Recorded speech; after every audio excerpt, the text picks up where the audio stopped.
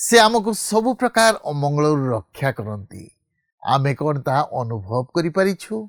ईश्वर जे आम जीवन रे महान कार्य करिपारती से विश्वास अछि कि जीशुक मधुर वाक्य चला पथे साजे दीप आमरी चरण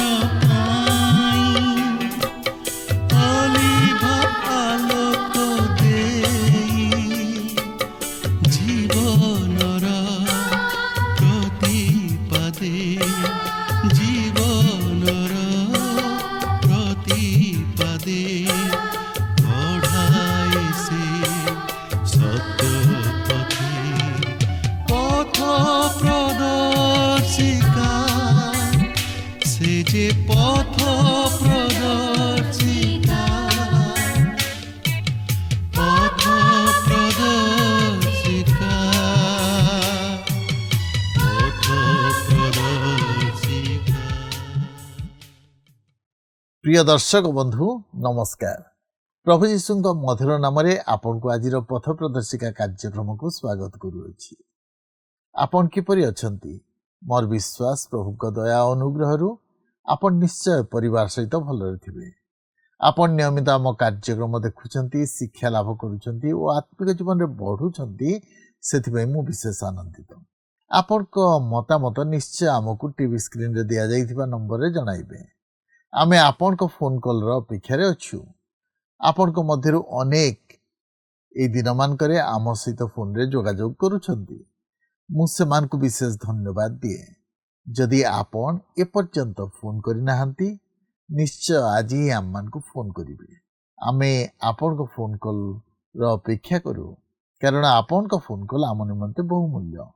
ए कार्यक्रम मध्य देई पुणी थरे आपन को सहित साक्षात करिवार सुयोग पाइथिबारु मो प्रभु को धन्यवाद दिए। प्रभु आपन को आशीर्वाद करंतु।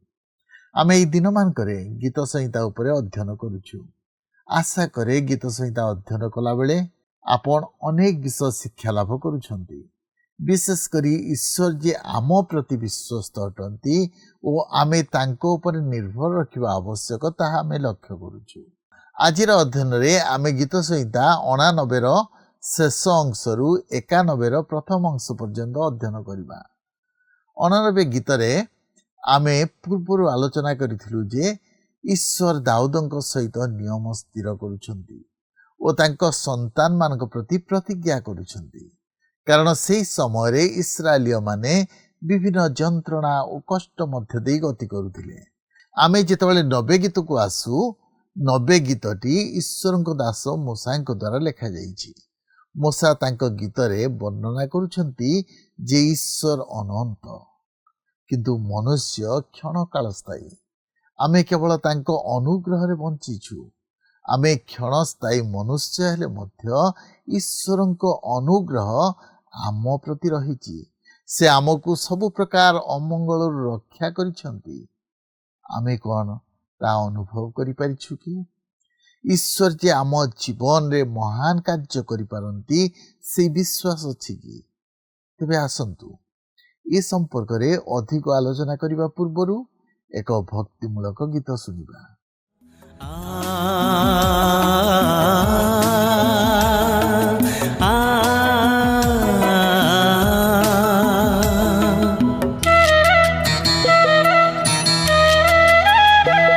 प्रभु जीशुंकर जहा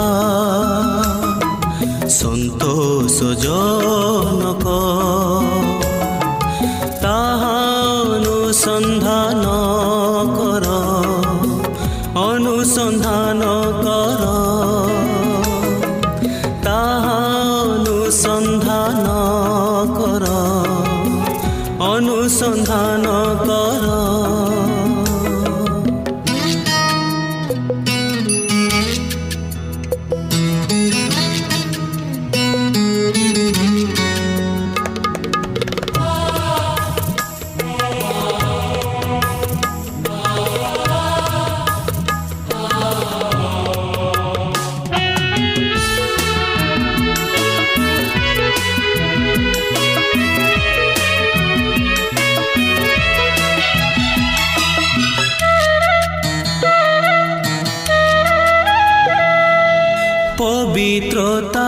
সৌন্দর্যে বিভূষিত হুয়া, বিভূষিত হুয়া।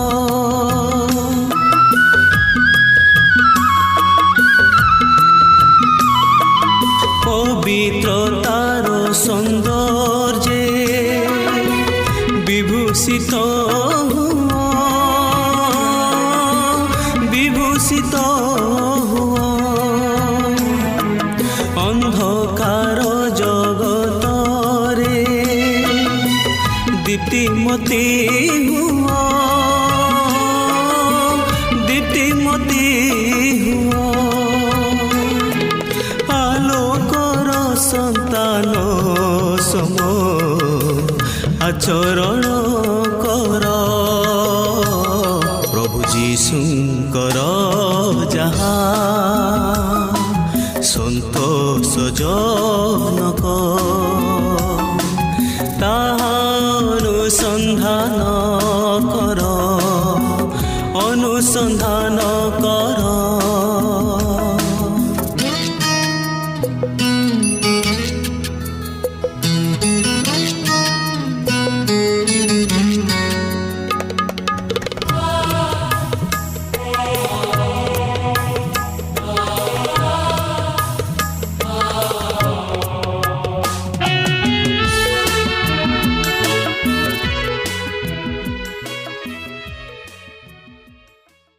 ଆସନ୍ତୁ ବର୍ତ୍ତମାନ ଆମେ ପ୍ରଭୁଙ୍କର ବାକ୍ୟ ମଧ୍ୟକୁ ଯିବା। ଆଜି ଆମେ ଗୀତ ସଂହିତା 89 ପର୍ବର 25 ପଦରୁ ଅଧ୍ୟୟନ କରିବା ନିମନ୍ତେ ଯିବା। ତେବେ ଏଠାରେ ମୁଁ ଆପଣଙ୍କୁ ସ୍ମରଣ କରାଇ ଦେବାକୁ ଚାହେଁ ଯେ ଗତ ପାଠରେ ଆମେ ଈଶ୍ୱରଙ୍କର ମହତ୍ ପ୍ରତିଜ୍ଞା ଯାହାକି ସେ ଦାଉଦଙ୍କ ପ୍ରତି କରିଥିଲେ, ତାହା ସେ ଆଗାମୀ ଭବିଷ୍ୟତରେ ସଫଳ କରିବା ପାଇଁ ଯାଉଅଛନ୍ତି। ତେବେ ଆସନ୍ତୁ ସେହି ବିଷୟକୁ ଭିତ୍ତି କରି ବର୍ତ୍ତମାନ ଆମେ ତହିଁର କ୍ରମଶଃ ଅଧ୍ୟୟନ କରିବା ନିମନ୍ତେ ଯିବା। ତେବେ ଦେଖନ୍ତୁ 89 ପର୍ବର 25ରୁ 27 ପଦ ମଧ୍ୟରେ ଏହିପରି ଲେଖା ଅଛି, ଆମ୍ଭେ ସମୁଦ୍ର ଉପରେ ତାହାର ହସ୍ତ ଓ ନଦୀ ସମୂହ ଉପରେ ତାହାର ଦକ୍ଷିଣ ହସ୍ତ ସ୍ଥାପନ କରିବା। ସେ ଆମ୍ଭକୁ ଡାକି କହିବ, ତୁମ୍ଭେ ଆମ୍ଭର ପିତା, ଆମ୍ଭର ପରମେଶ୍ୱର ଓ ଆମ୍ଭ ପରିତ୍ରାଣର ଶୈଳ। ଆମ୍ଭେ ମଧ୍ୟ ତାହାକୁ ଆମ୍ଭର ପ୍ରଥମଜାତ ପୃଥିବୀସ୍ଥ ରାଜଗଣ ମଧ୍ୟରେ ସର୍ବୋଚ୍ଚ କରିବା। ଦାଉଦଙ୍କ ପ୍ରତି ଈଶ୍ୱରଙ୍କର ପ୍ରତିଜ୍ଞା ଥିଲା ଯେ ସେ ତାହାଙ୍କ ବଂଶରୁ ଜଣକୁ ପଠାଇବେ, ଆଉ ସେହି ନିୟମ ପ୍ରଭୁ ଯୀଶୁଖ୍ରୀଷ୍ଟଙ୍କ ଉପରେ କେନ୍ଦ୍ରୀଭୂତ ହୁଏ।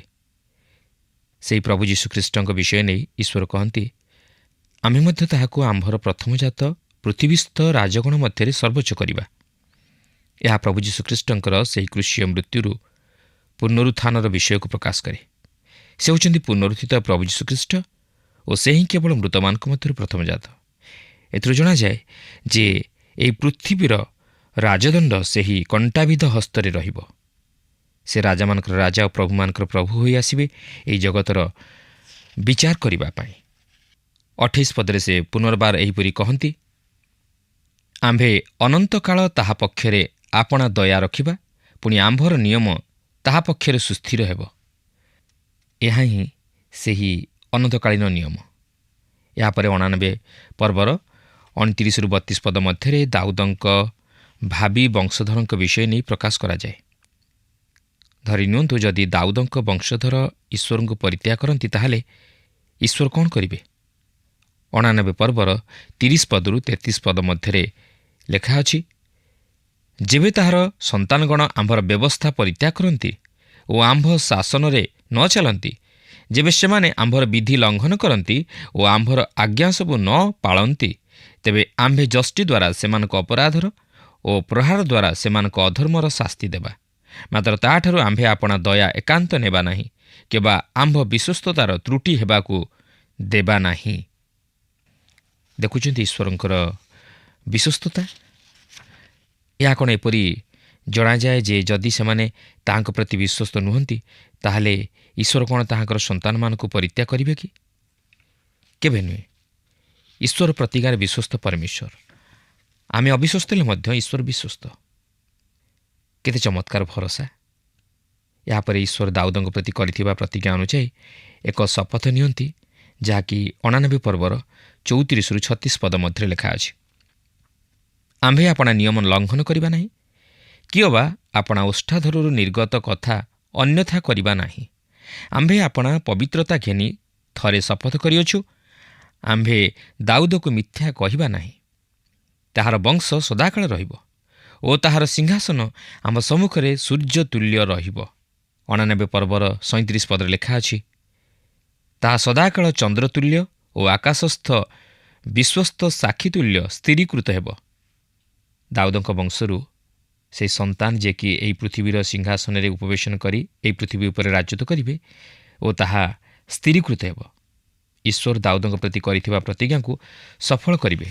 ଦେଖନ୍ତୁ 89 ପର୍ବର 49 ପଦରେ ଏହିପରି ଲେଖା ଅଛି, ହେ ପ୍ରଭୁ, ତୁମ୍ଭେ ଆପଣା ବିଶ୍ୱସ୍ତତା ଦ୍ୱାରା ଦାଉଦଙ୍କ ନିକଟରେ ଯାହା ଶପଥ କରିଥିଲ, ତୁମର ସେହି ପୂର୍ବ ବିବିଧ ଦୟା କାହିଁ?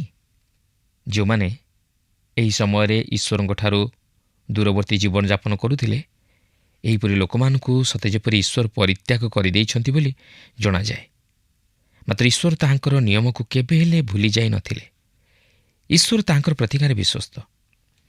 ଈଶ୍ୱର ଜଣକୁ ସେହି ଦାଉଦଙ୍କ ସିଂହାସନରେ ବସି ରାଜତ୍ୱ କରିବା ନିମନ୍ତେ ପ୍ରସ୍ତୁତ କରି ରଖିଅଛନ୍ତି, ଆଉ ସେହି ବ୍ୟକ୍ତି ହେଉଛନ୍ତି ପ୍ରଭୁ ଯୀଶୁଖ୍ରୀଷ୍ଟ।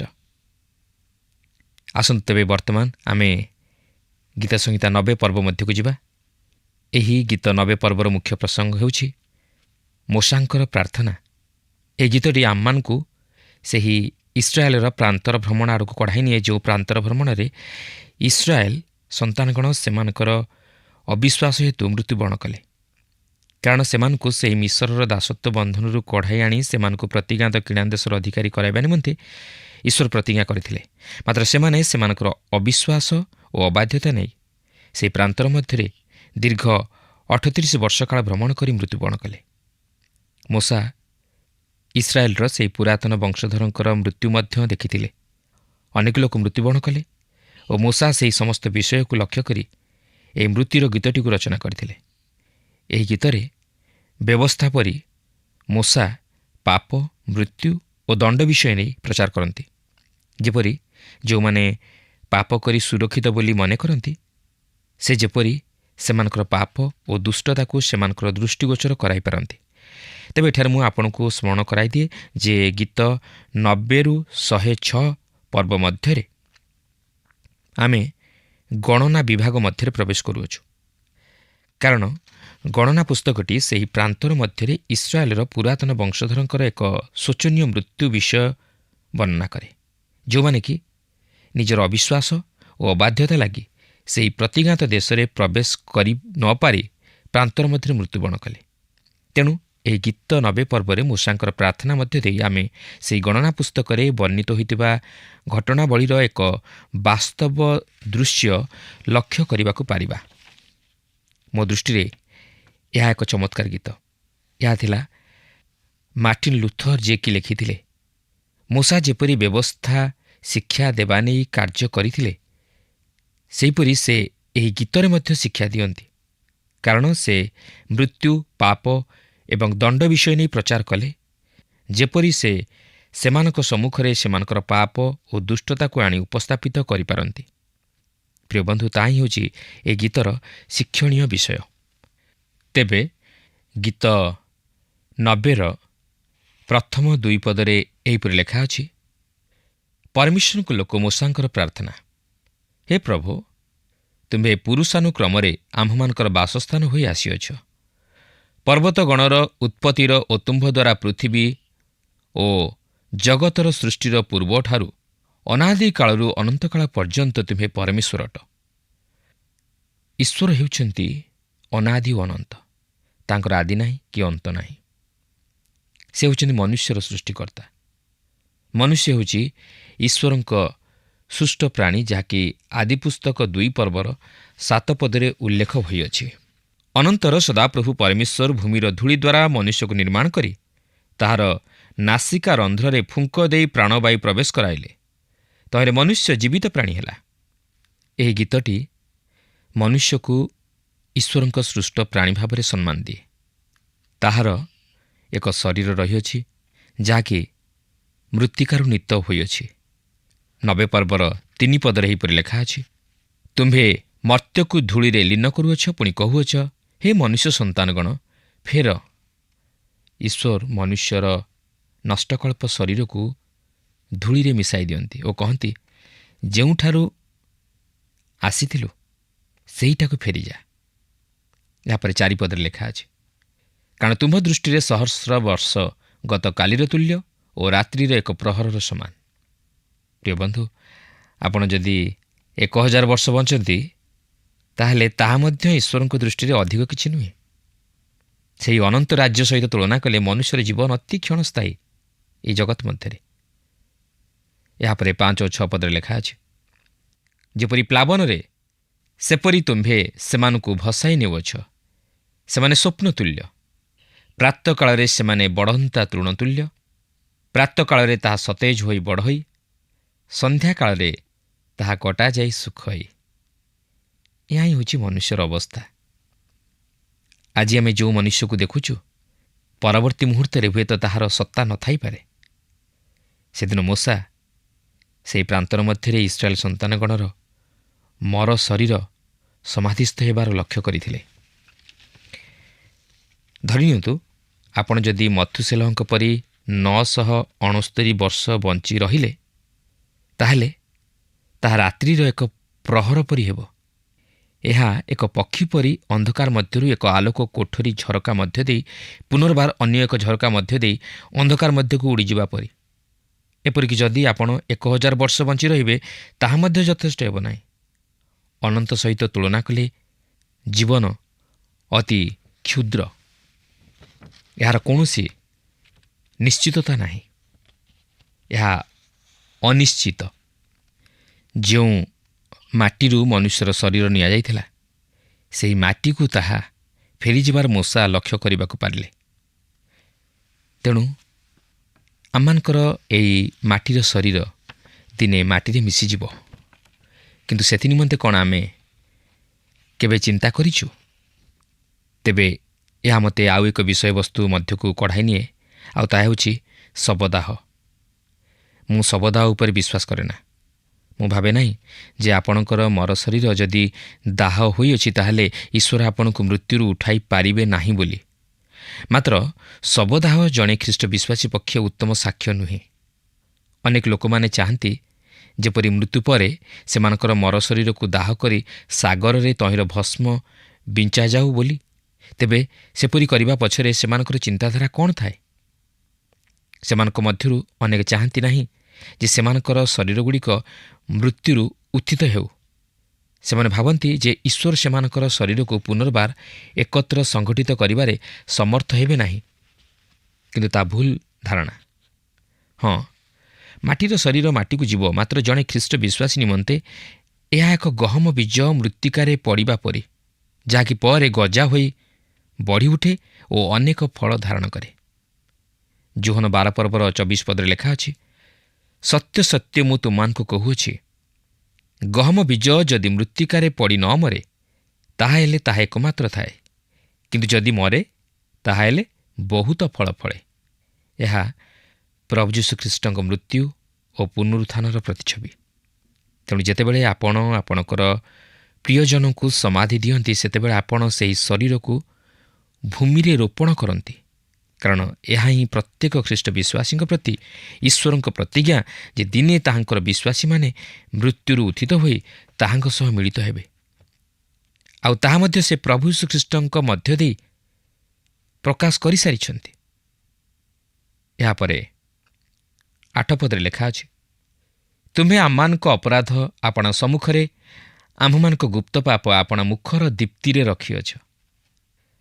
ଆମମାନଙ୍କର ଗୁପ୍ତ ପାପ ଈଶ୍ୱରଙ୍କ ନିକଟରେ ପ୍ରକାଶିତ। ସ୍ୱର୍ଗର ଦୂତମାନେ ଆପଣଙ୍କୁ ନିରୀକ୍ଷଣ କରନ୍ତି ଓ ଆପଣ କ'ଣ କରନ୍ତି ତାହା ସେମାନେ ଦେଖିବାକୁ ପାରନ୍ତି। ଈଶ୍ୱରଙ୍କ ନିକଟରେ କୌଣସି ବିଷୟ ଗୁପ୍ତ ନୁହେଁ।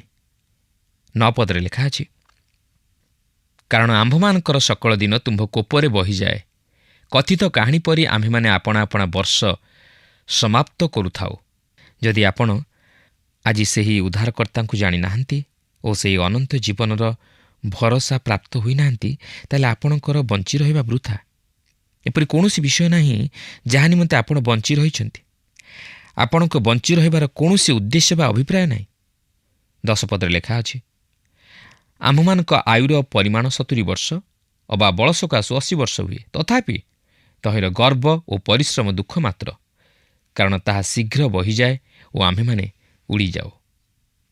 ମଣିଷ ଯଦିବା 80 ବର୍ଷ ବଞ୍ଚେ, ମାତ୍ର ତାହା ଅତି ଦୁଃଖଦାୟକ ଓ ଯନ୍ତ୍ରଣାଦାୟକ। ତେଣୁ ମନୁଷ୍ୟ ଏକ ଭବିଷ୍ୟତ ପ୍ରତି ଦୃଷ୍ଟି ରଖିବା ଉଚିତ, ଆଉ ତାହା କେବଳ ଜଣେ ଖ୍ରୀଷ୍ଟ ବିଶ୍ୱାସୀ ଖ୍ରୀଷ୍ଟଙ୍କଠାରେ ବିଶ୍ୱାସ ଓ ଭରସା କରିବା ଦ୍ୱାରା ପ୍ରାପ୍ତ ହୋଇଥାଏ। ଯେହେତୁ ପ୍ରଭୁ ଯୀଶୁ ଖ୍ରୀଷ୍ଟ ହେଉଛନ୍ତି ଅନନ୍ତ ଜୀବନ ଓ ତାହାଙ୍କଠାରେ ଅନନ୍ତ ଜୀବନର ନିର୍ଝର ଅଛି। 12 ପଦରେ ଲେଖା ଅଛି, ଯେପରି ଆମ୍ଭେମାନେ ଜ୍ଞାନ ବିଶିଷ୍ଟ ଅନ୍ତଃକରଣ ପାଇପାରିବୁ, ଏଥିପାଇଁ ଆମ୍ଭମାନଙ୍କୁ ଆପଣା ଆପଣା ଦିନର ଗଣନା କରିବାକୁ ଶିକ୍ଷା ଦିଅ। 1 କରନ୍ଥୀୟ 1 ପର୍ବର 30 ପଦରେ ଲେଖା ଅଛି, କିନ୍ତୁ ତାହାଙ୍କ ହେତୁ ତୁମ୍ଭେମାନେ ଖ୍ରୀଷ୍ଟ ଯୀଶୁଙ୍କଠାରେ ଅଛ। ସେ ଈଶ୍ୱରଙ୍କଠାରୁ ଆମ୍ଭମାନଙ୍କ ନିମନ୍ତେ ଜ୍ଞାନ ଅର୍ଥାତ୍ ଧାର୍ମିକତା, ପବିତ୍ରତା ଓ ମୁକ୍ତି ସ୍ୱରୂପ ହୋଇଅଛନ୍ତି। ଯଦି ଆପଣ ଖ୍ରୀଷ୍ଟଙ୍କୁ ପାଇଛନ୍ତି, ତାହେଲେ ଆପଣ ଜ୍ଞାନ ଓ ଭରସା ପ୍ରାପ୍ତ ହୋଇଅଛନ୍ତି। ଆପଣ ସେହି ଧାର୍ମିକତା ପ୍ରାପ୍ତ ହୋଇଅଛନ୍ତି। ଆପଣ ପବିତ୍ର ହୋଇଅଛନ୍ତି। 17 ପଦରେ ଲେଖା ଅଛି, ସଦାପ୍ରଭୁ ଆମ୍ଭମାନଙ୍କ ପରମେଶ୍ୱରଙ୍କର ସୌନ୍ଦର୍ଯ୍ୟ ଆମମାନଙ୍କ ଉପରେ ଅଧିଷ୍ଠାନ କରୁ, ଆଉ ତୁମ୍ଭେ ଆମମାନଙ୍କ ହସ୍ତକୃତ କର୍ମ ଆମମାନଙ୍କ ପକ୍ଷରେ ସ୍ଥାୟୀ କର। ହଁ, ଆମମାନଙ୍କର ହସ୍ତକୃତ କର୍ମ ତୁମ୍ଭେ ସ୍ଥାୟୀ କର। ଆମ୍ଭେମାନେ ଏପରି କର୍ମ କରିବା ଉଚିତ ଯାହାକି ଚିରସ୍ଥାୟୀ ହୋଇ ରହିବ ଓ ସେହି ଅନନ୍ତ ରାଜ୍ୟରେ ତହିଁର ମୂଲ୍ୟ ରହିବ। ପ୍ରିୟ ବନ୍ଧୁ, ସେହି ପ୍ରାନ୍ତର ମଧ୍ୟରେ ମୂଷା ଦିନ ପ୍ରତିଦିନ ଏହିପରି କାହାକୁ କାହାକୁ ସମାଧି ଦେଇ ଜୀବନର ଯେଉଁ ଅନୁଭୂତି ଦେଇ ଗତି କରିଥିଲେ, ତାହା ଆଜି ଅନେକଙ୍କର ନାହିଁ। ଆଜି ସମସ୍ତେ ସେହି ମୃତ୍ୟୁ ବିଷୟ ନେଇ ଆଲୋଚନା କରନ୍ତି, ମାତ୍ର ମୃତ୍ୟୁ ପରେ ଜୀବନର ଗତି କେଉଁଆଡ଼େ ସେହି ବିଷୟ ନେଇ କେହି ଚିନ୍ତା କରନ୍ତି ନାହିଁ। ଆସନ୍ତୁ ଏହାପରେ 91 ପର୍ବ ମଧ୍ୟକୁ ଯିବା। ଏହି 91 ଗୀତରେ ଆମେ ଆଲୋକ ଓ ଜୀବନର ସଙ୍ଗୀତ ଗାନ କରିବାକୁ ଯିବା। ଏହା ଏକ ଜୀବନର ସଙ୍ଗୀତ, ଏକ ମସିହତ୍ୱ ଗୀତ ଓ ପ୍ରଭୁ ଯୀଶୁ ଖ୍ରୀଷ୍ଟଙ୍କୁ ଉପସ୍ଥାପିତ କରେ। ମାତ୍ର ଗୀତ 91 ସ୍ୱର୍ଗରୁ ଆଗତ ପ୍ରଭୁ ଯୀଶୁ ଖ୍ରୀଷ୍ଟଙ୍କୁ ଉପସ୍ଥାପିତ କରେ ଓ ଏହା ଜୀବନର ସଙ୍ଗୀତ। ଏହି ଗୀତଟିକୁ ମଧ୍ୟ ଶୟତାନ ନେଇ ନୂତନ ନିୟମରେ ବ୍ୟବହାର କରିଥିଲା, ଯାହାକି ଆମେ ପରେ ଲକ୍ଷ୍ୟ କରିବାକୁ ପାରିବା। ତେବେ ଗୀତ 91ର ପ୍ରଥମ 2 ପଦରେ ଏହିପରି ଲେଖା ଅଛି, ଯେଉଁ ଜନ ସର୍ବପରିସ୍ତଙ୍କ ଆବୃତ ସ୍ଥାନରେ ବାସ କରେ, ସେ ସର୍ବଶକ୍ତିମାନଙ୍କ ଛାୟା ତଳେ ବସତି କରିବ। ମୁଁ ସଦାପ୍ରଭୁଙ୍କ ବିଷୟରେ କହିବି, ସେ ମୋହର ଆଶ୍ରୟ ଓ ମୋହର ଦୁର୍ଗ, ମୋହର ପରମେଶ୍ୱର, ମୁଁ ତାହାଙ୍କଠାରେ ନିର୍ଭର ରଖେ। ଏହା ସେହି ପ୍ରଭୁ ଯୀଶୁ ଖ୍ରୀଷ୍ଟଙ୍କୁ ଉପସ୍ଥାପିତ କରେ, ଯେ କି ନିଷ୍ପାପ, ନିଷ୍କଳଙ୍କ ଓ ପବିତ୍ର। 3 ପଦରୁ 6 ପଦ ମଧ୍ୟରେ ଲେଖା ଅଛି, କାରଣ ସେ ତୁମକୁ ବ୍ୟାଧର ଫାନ୍ଦରୁ ଓ ସର୍ବନାଶକ ମହାମାରୀରୁ ରକ୍ଷା କରିବେ। ସେ ଆପଣା ପକ୍ଷରେ ତୁମକୁ ଆବରିବେ ଓ ତାହାଙ୍କ ଡେଣା ତଳେ ତୁମ୍ଭେ ଆଶ୍ରୟ ନେବ। ତାହାଙ୍କ ସତ୍ୟତା ଢାଲ ଓ ଫଳକ ସ୍ୱରୂପ ଅଟେ। ତୁମ୍ଭେ ରାତ୍ରିର ତ୍ରାସ କିଓବା ଦିବସର ଉଡ଼ନ୍ତା ତୀର, ଅନ୍ଧକାରଗାମୀ ମହାମାରୀ କିମ୍ବା ମଧ୍ୟାହ୍ନରେ ବିନାଶକ ସଂହାର ବିଷୟରେ ଭୀତ ହେବ ନାହିଁ। ଯେଉଁମାନେ ତାହାଙ୍କର ଆଶ୍ରୟ ନିଅନ୍ତି, ସେ ସେମାନଙ୍କୁ ସର୍ବାବସ୍ଥାରେ ସୁରକ୍ଷା ପ୍ରଦାନ କରନ୍ତି, ସମସ୍ତ ଅମଙ୍ଗଳରୁ ତାହାଙ୍କୁ ଉଦ୍ଧାର କରନ୍ତି। ଏହାପରେ 7 ଓ 8 ପଦରେ ଲେଖା ଅଛି, ତୁମ୍ଭ ପାର୍ଶ୍ୱରେ ସହସ୍ର ଓ ତୁମ ଦକ୍ଷିଣ ପାଖରେ ଅୟୁତ ଲୋକ ପଡ଼ିବେ, ମାତ୍ର ତାହା ତୁମ୍ଭ କତିକି ଆସିବ ନାହିଁ। ତୁମ୍ଭେ କେବଳ ସ୍ୱଚକ୍ଷୁରେ ନିରୀକ୍ଷଣ କରିବ ଓ ଦୁଷ୍ଟମାନଙ୍କର ପ୍ରତିଫଳ ଦେଖିବ। ଏହା ଯଦିଓ ଈଶ୍ୱରଙ୍କ ଲୋକମାନଙ୍କ ଦ୍ୱାରା ବ୍ୟବହୃତ ହୁଏ, ମାତ୍ର ଏହା ପ୍ରକୃତିରେ ପ୍ରଭୁ ଯୀଶୁଖ୍ରୀଷ୍ଟଙ୍କୁ ପ୍ରକାଶ କରେ। ସେ ହିଁ କେବଳ ଜଣେ ଯେ କି ଶୟତାନ ଉପରେ ଜୟଯୁକ୍ତ ହୋଇଅଛନ୍ତି ଓ ଏହି ଜଗତରେ ନିଷ୍ପାପ ନିଷ୍କଳଙ୍କ ଜୀବନଯାପନ କରିଅଛନ୍ତି, ଓ ସେ ହିଁ କେବଳ ଜଣେ ଯେ କି ଜଗତକୁ ଜୟ କରିଅଛନ୍ତି ଓ ମୃତ୍ୟୁକୁ ଜୟ କରିଅଛନ୍ତି। ତେଣୁ ଆସୁ ସେହି ପ୍ରଭୁ ଯୀଶୁଖ୍ରୀଷ୍ଟଙ୍କଠାରେ ବିଶ୍ୱାସ କରି ନିଜର ପାପମୟ ଜୀବନକୁ ତାହାଙ୍କ ନିକଟରେ ସମର୍ପଣ କରି କ୍ଷମା ମାଗି ପାପରୁ ଉଦ୍ଧାରପ୍ରାପ୍ତ ହୋଇ ସେହି ଅନନ୍ତ ଜୀବନର ଅଧିକାରୀ ହେଉ। ପ୍ରଭୁ ପ୍ରତ୍ୟେକଙ୍କୁ ଆଶୀର୍ବାଦ କରନ୍ତୁ। ଆଶା କରୁ ଆଜିର କାର୍ଯ୍ୟକ୍ରମ ଆପଣଙ୍କୁ ନିଶ୍ଚୟ ଭଲ ଲାଗିଥିବ ଓ ଆପଣ ଆତ୍ମିକ ଭାବରେ ଉପକୃତ ହୋଇଥିବେ। ଆମେ ଲକ୍ଷ୍ୟ କରୁଥିଲୁ ଯେ ଈଶ୍ୱର ଆମ ପ୍ରତି ବିଶ୍ୱସ୍ତ ଅଟନ୍ତି। ଆମେ ଯେ ଧୂଳି ମାତ୍ର, କିନ୍ତୁ ଈଶ୍ୱର ଆମ ଯତ୍ନ ନେଉଛନ୍ତି, ଆମ ଭାର ବହନ କରୁଛନ୍ତି। ଆମେ ଯେତେବେଳେ 91 ଗୀତକୁ ଆସୁ, ସେଥିରେ ଦେଖୁ ଯେ ଈଶ୍ୱର କିପରି ତାଙ୍କ ଲୋକମାନଙ୍କୁ ସବୁ ପ୍ରକାର ଅମଙ୍ଗଳରୁ ରକ୍ଷା କରିଥାନ୍ତି। ବ୍ୟାଧର ଫାନ୍ଦରୁ, ମହାମାରୀରୁ, ସବୁ ପ୍ରକାର ମାରିରୁ ସେ ରକ୍ଷା କରନ୍ତି। ଯଦି ଆମେ ତାଙ୍କଠାରେ ଶରଣ ନେଉଛୁ, ଆମେ କ'ଣ ତାଙ୍କ ଛାୟା ତଳେ ବସତି କରିଛୁ କି? ତାହିଁ ସେ ଆମମାନଙ୍କୁ କହନ୍ତି, ସେ ଆମମାନଙ୍କ ସୁରକ୍ଷା ଅଟନ୍ତି। ଯଦି ଆମେ ଈଶ୍ୱରଙ୍କ ଉପରେ ନିର୍ଭର ରଖୁ, ତେବେ ସେ ଆମମାନଙ୍କୁ ସବୁ ପ୍ରକାର ଅମଙ୍ଗଳରୁ ରକ୍ଷା କରିବେ। କାରଣ ଆମ ପାପର ପ୍ରତିଫଳ ଭୟଙ୍କର ଓ ଈଶ୍ୱର ଆମମାନଙ୍କ ପ୍ରତି ବିଚାର କରିନାହାନ୍ତି, ବରଂ ଆମମାନଙ୍କୁ ଆମ ପାପରୁ କ୍ଷମା କରିଛନ୍ତି। କିନ୍ତୁ ଈଶ୍ୱର ଆମ ପ୍ରତି ଅନୁଗ୍ରହ କରି ଏପର୍ଯ୍ୟନ୍ତ ଆମମାନଙ୍କୁ କଢ଼େଇ ଆଣିଛନ୍ତି। ତେଣୁ ଗୀତ ରଚକ ପ୍ରାର୍ଥନା କରୁଛନ୍ତି, ପ୍ରଭୁ ଆମ ଦିନ ଗଣନା କରିବା ପାଇଁ ଆମମାନଙ୍କୁ ଶିକ୍ଷା ଦିଅ, ଆମେ ଯେପରି ଆମ ଦିନ ଗଣନା କରିପାରିବୁ। ଶେଷରେ ଗୀତ ରଚକ କହନ୍ତି ଯେ ଈଶ୍ୱର ହିଁ କେବଳ ଆମ ଆଶ୍ରୟସ୍ଥଳ ଅଟନ୍ତି। ଆମେ ଯେତେବେଳେ ତାଙ୍କଠାରେ ଆଶ୍ରୟ ନେବା, ସେ ଆମକୁ ସବୁ ପ୍ରକାର ଅମଙ୍ଗଳରୁ ରକ୍ଷା କରିବେ। ଆମେ ଯେତେବେଳେ ତାଙ୍କଠାରେ ଆଶ୍ରୟ ନେବା, ସେ ସବୁ ପ୍ରକାର ଅମଙ୍ଗଳରୁ ରକ୍ଷା କରିବେ, ସେ ଦୀର୍ଘାୟୁ ଦେବେ। ଆଜି ତ ଆମ ସମୟ ଶେଷ ହେଲାଣି। ପରବର୍ତ୍ତୀ କାର୍ଯ୍ୟକ୍ରମରେ ପୁଣି ଆପଣଙ୍କ ସହିତ ସାକ୍ଷାତ ହେବ। ଆପଣଙ୍କ ଠାରୁ ବିଦାୟ ନେବା ପୂର୍ବରୁ ଆସନ୍ତୁ ପ୍ରାର୍ଥନା କରିବା। ଦୟାଳୁ ପ୍ରେମମୟ ପ୍ରଭୁ, ଆମେ ତୁମର ଧନ୍ୟବାଦ କରୁଅଛୁ। ପ୍ରଭୁ, ତୁମେ ଆମମାନଙ୍କୁ ତୁମ ବାକ୍ୟ ମଧ୍ୟ ଦେଇ କଥା କହିଛ। ପ୍ରଭୁ, ତୁମେ ଅନନ୍ତ, ଯଦିଓ ଆମମାନେ କ୍ଷଣ କାଳ ସ୍ଥାୟୀ ପ୍ରଭୁ, କିନ୍ତୁ ତୁମେ ତୁମ କୃପା ଦୃଷ୍ଟି ଆମମାନଙ୍କ ପ୍ରତି ରଖିଛ। ଆମେ ଧୂଳି ମାତ୍ର ହେଲେ ମଧ୍ୟ ତୁମେ ଆମମାନଙ୍କର ଯତ୍ନ ନେଲ, ଆମମାନଙ୍କ ଭାର ବହନ କଲ, ଆମମାନଙ୍କୁ ପ୍ରଭୁ ସବୁ ପ୍ରକାର ଅମଙ୍ଗଳରୁ ରକ୍ଷା କଲ। ସେଥିପାଇଁ ଧନ୍ୟବାଦ ଦେଉଅଛୁ। ପ୍ରଭୁ, ଆଜି ଆମମାନେ ଯେପରି ପ୍ରଭୁ ତୁମ ଉପରେ ନିର୍ଭର ରଖିବୁ, ତୁମ ଶରଣାଗତ ହେବୁ। କାରଣ ଆମମାନଙ୍କର ଏଇ ଜୀବନ ପ୍ରଭୁ ଧୂଳି ମାତ୍ର, ଏହା ତୃଣତୁଲ୍ୟ ପ୍ରଭୁ, ଆଜି ଅଛି କାଲି ନଥିବ। କିନ୍ତୁ ପ୍ରଭୁ, ତୁମେ ଯଦି ଆମମାନଙ୍କ ପ୍ରତି ତୁମ କୃପା ଦୃଷ୍ଟି ନ ରଖ, ଆମେ ପ୍ରଭୁ ଏଇ ଜଗତରେ କ୍ଷଣେ ମଧ୍ୟ ବଞ୍ଚି ରହିନପାରୁ। ପ୍ରଭୁ, ପ୍ରାର୍ଥନା କରୁଛୁ, ତୁମେ ଆମମାନଙ୍କୁ ତୁମ ଅନୁଗ୍ରହର ଛାୟା ତଳେ ଆବୋରି ରଖ। ତୁମ ସହିତ ଚାଲିବା ପାଇଁ ଆମମାନଙ୍କୁ ସାହାଯ୍ୟ କର। ତୁମେ ଆମମାନଙ୍କ ପ୍ରାର୍ଥନା ଶୁଣିଲ, ଉତ୍ତର ଦେଲ ବୋଲି ଧନ୍ୟବାଦ ଦେଇ ଏହି ସମସ୍ତ ପ୍ରାର୍ଥନା ଆମମାନଙ୍କ ନିମନ୍ତେ ପ୍ରାଣ ଦେଇଥିବା ପ୍ରିୟ ଯୀଶୁଙ୍କ ନାମରେ ମାଗିଲୁ, ଆମେନ୍। ବହୁତ ବହୁତ ଧନ୍ୟବାଦ। ପ୍ରଭୁ ଆପଣଙ୍କୁ ଆଶୀର୍ବାଦ କରନ୍ତୁ। ଗତ ପ୍ରଶ୍ନର ଉତ୍ତରଟି ହେଉଛି ଏ, ବିଶୃଙ୍ଖଳା। ଆଜିର ପ୍ରଶ୍ନଟି ହେଉଛି କାହାର ଆଦି ନାହିଁ କି ଅନ୍ତ ନାହିଁ? ଏ, ମନୁଷ୍ୟ, ବି, ପଶୁ, ସି, ଶୟତାନ, ଡି, ଈଶ୍ୱର।